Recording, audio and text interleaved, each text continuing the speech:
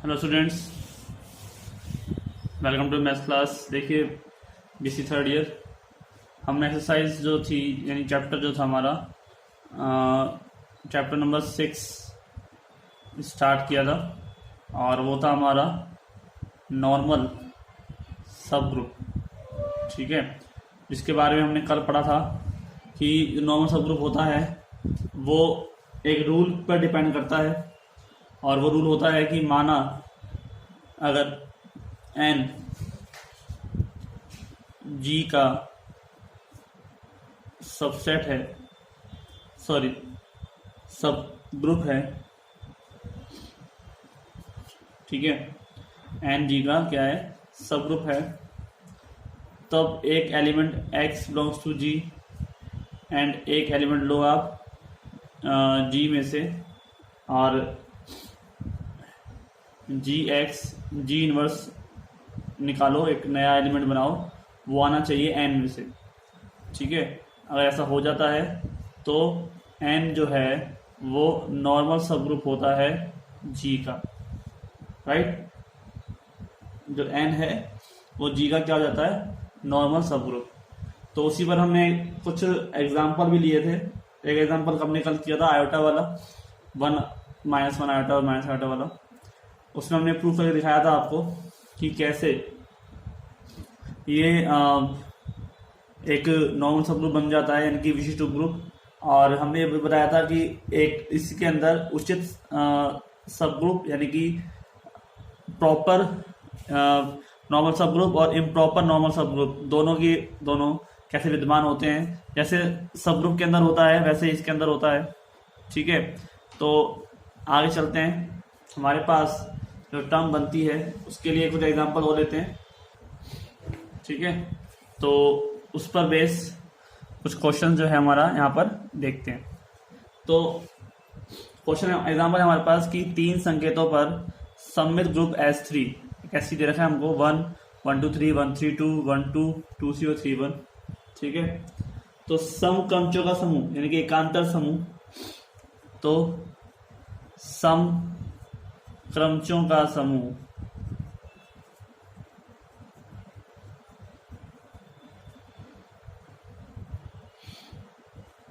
जो हमारे पास है A3 1 1 2 3 एंड 1 3 2 S3 में एक विशिष्ट उपग्रुप है, एक विशिष्ट उपग्रुप है। ठीक है, कोई दिक्कत नहीं। हमारे पास जो टर्म देखिए आप, इसके अंदर हमारे पास जो सॉल्यूशन निकल के आता है उसमें हम कैसे इसको सॉल्व करते हैं, कैसे इसको आगे बढ़ते हैं। तो वही काम है था हमारा जो हमने कल किया था। हमको ये चीज़ प्रूव करनी है, एक एलिमेंट लेना है हमको किसमें से, जी में से सारे एलिमेंट आ जाएंगे, और एक लेना है हमको A3 में से। ठीक है, पहले 1 के लिए चेक करोगे, फिर A3 के लिए चेक करोगे और फिर मतलब कि 1 2 3 के लिए और फिर 1 3 2 के लिए। ठीक है, तो आप किसी एक के लिए चेक करके देख लो, बाकी सब में तो काम फिर आपको आता ही है करना। मैं किसी एक के लिए चेक करके दिखाता हूँ। जैसे 1 है, 1 के साथ में मल्टीप्लाई करो तो वही की भी वैल्यू आएगी। ठीक है, और 1 का इनवर्स भी क्या होगा, 1 ही होगा। तो 1 के लिए चेक क्या करना, हम 1 2 3 के लिए चेक कर लेते हैं। ठीक है, तो लेट एक्स बिलोंग्स टू जो जी सॉरी यहाँ पर एक्स बिलोंग्स टू एन आएगा, मैंने मिस्टेक किया। ठीक है, तो एक्स बिलोंग्स टू एन, तो एक्स बिलोंग्स टू जो एन है, जो एलिमेंट एन में से आ रहा है, एन क्या है यहाँ पर A3 है। ठीक है, और जी क्या है यहाँ पर S3। ठीक है, तो एलिमेंट हमने 1 2 3 जो लिया, एक्स बराबर 1 2 3। ठीक है, इसका इन्वर्स भी निकाल लेते हैं, इसका इन्वर्स नहीं, हमें तो जी का इन्वर्स चाहिए। ठीक है, तो हम यहाँ पर जो एलिमेंट लेंगे यहाँ पर सबका इन्वर्स होना चाहिए। तो 1 2 3 का इन्वर्स, 1 3 2 का इन्वर्स। ठीक है, और 2 3 और 3 3 का इन्वर्स तो उल्टा हो जाएगा। 1 2 3 का इन्वर्स निकालते हैं, तो इसका मतलब क्या हो जाएगा 1 2 3, 1 का 2, 2 का 3 और 3 का 1। ठीक है, इसको उल्टा कर दो तो 2 3 1 1 2 3 और फिर 1 2 3 1 का 3, 3 का 2 का 1 और 3 का 2। ठीक है, इस तरह से आ जाएगा। तो इसका मतलब इसका जो उल्टा है टर्म वो हो जाएगी 1 का 3, 3 का 2 और 2 का 1। ठीक है, 1 3 2 हो जाएगा। और 1 3 2 का इन्वर्स शायद 1 2 3 हो जाएगा, देख लेते हैं। 1 2 3, 1 का 3, 3 का 2 और 2 का 1। ठीक है, बिल्कुल ये टर्म है ही हमारे पास। तो उसका उल्टा 3 1 2 और 1 2 3, 1 2 3, 1 का 2, 2 का 3 और 3 का 1। ठीक है, वही हो जाएगा सेम। 1 का 2, 2 का 3 और 3 का 1। ठीक है, तो 1 2 3 का इन्वर्स हो गया 1 3 2 और 1 3 2 का इन्वर्स हो गया 1 2 3। राइट, तो इस हिसाब से हमारे पास जो टर्म है वो आपको देखने को मिली। 1 2 2 3 और 3 1 का जो इन्वर्स है वो वैसे की वैसे ही टर्म आ जाएगी। 1 2 का जो इन्वर्स है वो क्या हो जाएगा 1 2 3। ठीक है, 1 2 में क्या हो जाएगा 1 का 2, 2 का 1 और 3 का 3। तो इसका उल्टा करोगे आप तो इसमें कोई दिक्कत वाली बात नहीं है। 1 2 3, 1 का 2, 2 का 1 और 3 का 3 है ही, यानी कि वही 1 2 हो जाएगा और 2 का 1 हो जाएगा। ठीक है, समझ में आ गया आप लोगों को? मतलब कोई फर्क नहीं पड़ने वाला, 1 2 का इन्वर्स 1 2 ही होगा और 2 3 का इन्वर्स 2 3 होगा। तो अब हमारे पास इनको लेके चलते हैं। तो एक टर्म के लिए हम इनके लिए 1 का तो 1 ही आ जाएगा, इस सब के लिए ले लेते हैं। ठीक है, तो x जी इनवर्स निकालना है हमारे को। ठीक है, जी की वैल्यू हम लेते हैं यहाँ पे 1 2 3। ठीक है, और एक्स इनवर्स हम क्या लिया 1 2 3 लिया है। ये हो जाएगा आपका 1 2 3 और ये भी 1 2 3 और जी इनवर्स क्या हो जाएगा इसका 1 3 2। ठीक है, तो इस हिसाब से इसको हम करते हैं। भाई इनवर्स हम निकाल चुके थे पहले, तो वही लिख दिया हमने। तो मल्टीप्लाई करते हैं पहले एक करके 1 2 3 का 1 2 3 के साथ में। तो मेरे हिसाब से तो 1 2 3 आने वाला है। फिर हम चेक कर लेते हैं 1 का 2, 2 का 3 और 3 का 1। 1 2 3 2 3 1। तो मल्टीप्लाई करो 1 2 3, 1 का 2, 2 का 3, 2 का 3, 3 का 1 और 3 का 1, 1 का 2। ठीक है, तो ये क्या हो गया आपका 1 का 3, 3 का 2 और 2 का 1, यानी 1 3 2 हो गया। तो 1 3 2 और मल्टीप्लाई 1 3 2 करोगे आप तो आपके पास 1 2 3 आने वाला है।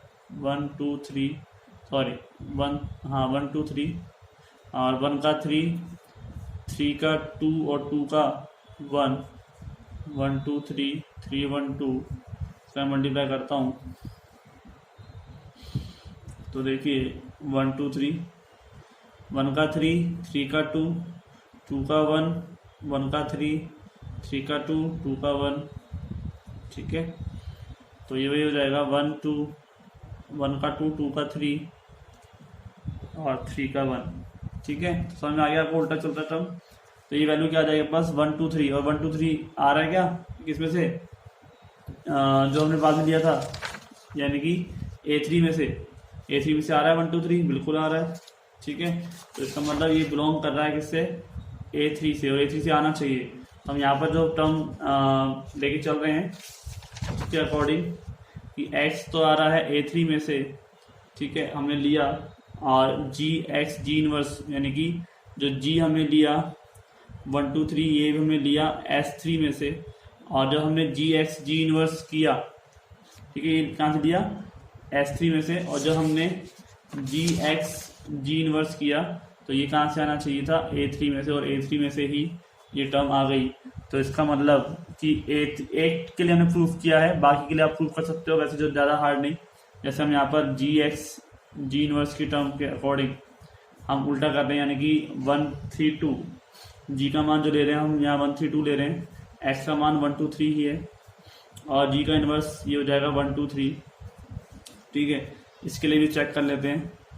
तो ये हो जाएगा आपका 1 2 3, 1 2 3 इंटू 1 3 2 कर रहे हैं, ठीक है। 1 का 3, 3 का 2, 2 का 1, 1 2 3, 2 3 1, तो 1 3 2 सॉरी 1 2 3, तो ये हो जाएगा 1 का 2, 2 का 1, 2 का 3, 3 का 2,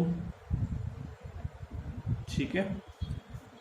1 का देखो 1 का तो 2 हो गया, 2 का क्या हो गया 1 हो गया, 1 2 का 3, 3 का 2 और 3 का 1, 1 का 3, यानी कि ये आपके पास तो आ गया 1 2 और 3, यानी कि इससे टर्म बन गई, एक तरह से आइडेंटिटी वाली फॉर्म हो गया, ठीक है। और ये 1 2 3 का मतलब भी आपके पास अभी ये टर्म आई है, अभी खाली इससे मल्टीप्लाई होकर आई है, ठीक है।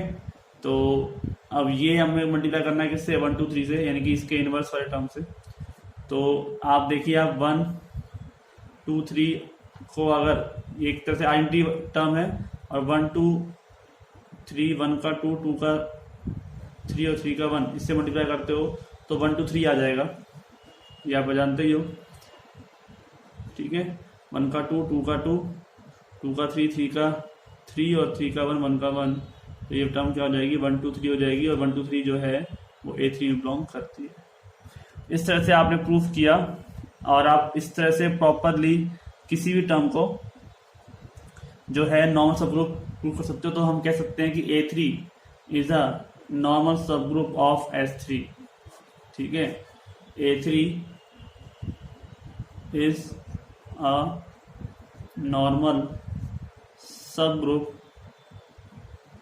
ऑफ S3, ठीक है। आप इसी तरह से जो बाद वाली टर्म है, ठीक है, इसी तरह से आप बाद वाली टर्म जो है कौन सी वाली 1 3 2 के लिए भी चेक कर सकते हो, लेकिन आप खुद चेक करोगे तो ज़्यादा अच्छा रहेगा। मैं आपको ऐसे चेक करके दिखा दूंगा तो कोई फ़ायदा नहीं है। आपको ये चीज़ तो समझ में आ गई होंगी ना, इन्वर्स निकालना, मल्टीप्लाई करना, ये सब मैं आपको सिखा चुका हूँ पहले भी। तो परमुटेशन जो है वो इजीली आपको देखा है तो अच्छी तरह से आता है, तो ही आप यहाँ पर काम कर सकते हैं।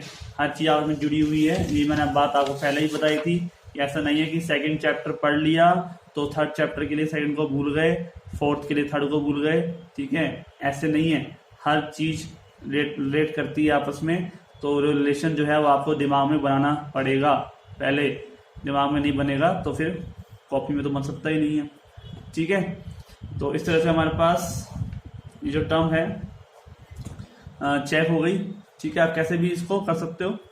आगे एग्जांपल और ले लेते हैं इसी से रिलेशन में। तो हमारे पास आगे चलते हैं, तो एग्जांपल है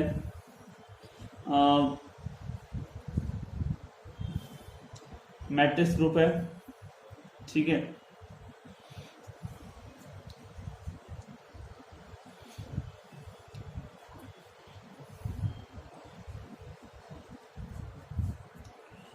एक जी है हमारे पास प्लस माइनस 1 0 0 1 आयोटा 0 0 आयोटा, और प्लस माइनस यहाँ पर जो टर्म है वो है 0 आयोटा आयोटा और 0, और प्लस माइनस 0 -1 और -1 एंड 0, ठीक है। कोई दिक्कत नहीं, इससे टर्म में आपको प्रॉब्लम तो नहीं है कुछ भी। तो ये कह रहा है कि ये एक मैट्रिक्स ग्रुप है जी, और इसका उपग्रुप कौन है हमारे पास एच है, ठीक है। एच हमारा इसका क्या है सब ग्रुप है, प्लस माइनस आयोटा 0 और 0 और आयोटा, ठीक है। तो ये जो एच है वो जी का क्या है सब ग्रुप होना चाहिए, जो ग्रुप जी का नॉर्मल सब ग्रुप होना चाहिए, ठीक है, नॉर्मल सब ग्रुप। ये चीज हमें प्रूफ करनी है। तो आप प्रूफ करने के लिए वही टर्म यूज कर सकते हो, किसी भी दो टर्म को ले लो, सब वैल्यू प्लस माइनस में है, तो आप तो एक चीज चेक कर लो, बाकी चीज आपको हर चीज के लिए चेक करने की जरूरत नहीं है। मतलब हम तो एक कह सकते हैं कि रिलेशन बना दें आपस में। तो एक टर्म ले लो आप जी, मान लेते हैं सब ये G1 G2 G3 G4 है। तो जी हमने जो लिया है वो ले लिया हमने 1001, ठीक है, फर्स्ट टर्म ही ले ली, और एक एलिमेंट हमने ले लिया यहाँ से h के लिए, वो x मान लिया या फिर स्मॉल h मान लेते हैं, h1, ये हो गया आपका 1001, ये भी सेम टर्म हो गई, ठीक है। एक काम करते हैं आयोटा वाली ले लेते हैं जिससे थोड़ा सा अलग हो जाएगा, वरना दोनों आइडेंटिटी टर्म हो जाएगी तो उसका मतलब नहीं बैठेगा थोड़ा करने का। तो ये h1 हो गया, तो ये टर्म है हमारे पास g1, h1 और g1 का इन्वर्स, ठीक है। मैंने इसलिए h1 और g1 भी लिया क्योंकि आगे जो थ्योरम्स है उसमें भी आपको h1 n1 इससे के यूज कर सकते हो, ठीक है। मतलब कि ये जो टर्म है आपके पास, हम g मान के चल रहे थे भाई, हम कहते हैं कि g बिलोंग्स टू g होता है, तो हम कहते ही हैं, लेकिन g सारे साथ g नहीं मान सकते ना, इसको आप g1 मान लो, इसको g2, ये g3 और ये g4 इस तरह से मान सकते हो, तो दिक्कत थोड़ी ना है। ऐसे ये h1 h2 हो जाएगा, राइट। तो अब इन्वर्स निकालते हैं और काम करते हैं इसके लिए। तो g1 का मान तो हो गया आपके पास 1001, इसके साथ क्रिया कराओगे तो कोई फर्क नहीं पड़ने वाला, ये हो जाएगा आयोटा 0 0 आयोटा, और इसका इन्वर्स निकालते हो आइडेंटिटी का इन्वर्स, तो क्या आएगा आप मुझे बता सकते हैं। तो देखिए इन्वर्स निकालने में क्या होता है कि ये टर्म्स जो है आपस में पलट जाती है और ये माइनस लग जाता है, तो यहाँ पर वही टर्म आ जाएगी 1001, क्योंकि आइडेंटिटी का इन्वर्स भी वही टर्म होती है। तो जब आप आइडेंटिटी के साथ मल्टीप्लाई करोगे तो बस आयोटा 0 0 आयोटा ही आएगा, क्योंकि आइडेंटिटी की यही तो खासियत है कि वो किसी के साथ भी मल्टीप्लाई हो जाए, कुछ भी हो जाए, कोई फर्क नहीं पड़ने वाला, साथ में वापस से 1001 आ रहा है, तो ये आपको आयोटा 0 0 आयोटा ही देगी जो बिलोंग करती है h से, और हमें यही चीज़ प्रूव करनी थी, ये h से बिलोंग करना चाहिए, राइट। तो इसका मतलब g1 इनवर्स बिलोंग्स टू क्या है h, तो इसका मतलब g का नॉर्मल सब ग्रुप h है, ठीक है।